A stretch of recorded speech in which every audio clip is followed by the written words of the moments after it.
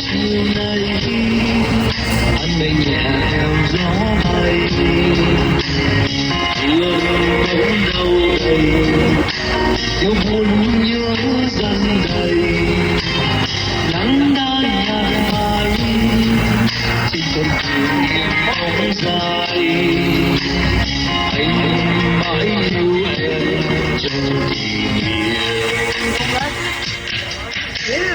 bóng trắng ngày xưa với khung trời anh ước mơ vẫn đứng bơ vơ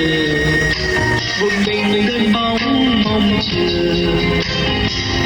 rơi mùa đông biết em về trong giá băng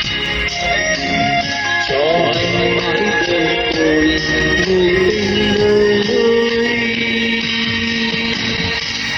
vườn ngọc ngày xưa đã úa tàn còn tim khổ đau đã heo mòn chờ đợi tình yêu đã lỡ làng trốn đi bao nhiêu ước mộng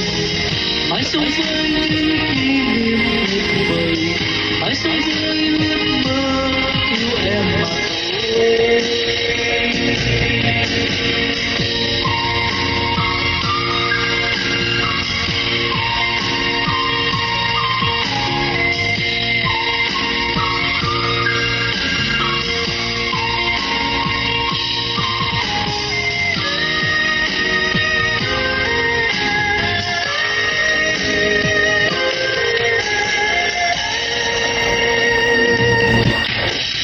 Bóng đêm chiều nay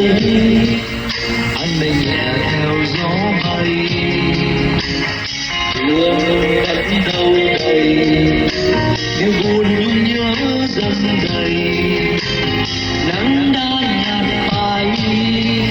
trên con đường yên bóng dài anh mãi yêu em trong có những chiều mưa anh đi về trên lối xưa mưa ướt trên vai lạc loài những tiếng nhạc buồn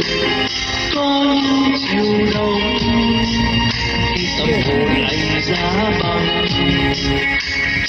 nhìn em đứng trên môi người tình ơi vườn ngọc ngày xưa đã úa tàn còn tim khổ đau đã heo mòn chờ đợi tình yêu đã lỡ làng trốn đi bao nhiêu ước mộng mãi sống với những kỷ niệm tuyệt vời mãi sống với ước mơ yêu em mà thôi. Vườn ngọc ngày xưa đã úa tàn còn tim khổ đau đã heo mòn chờ đợi tình yêu đã lỡ làng trốn đi bao nhiêu ước mộng mãi sống với những kỷ niệm tuyệt vời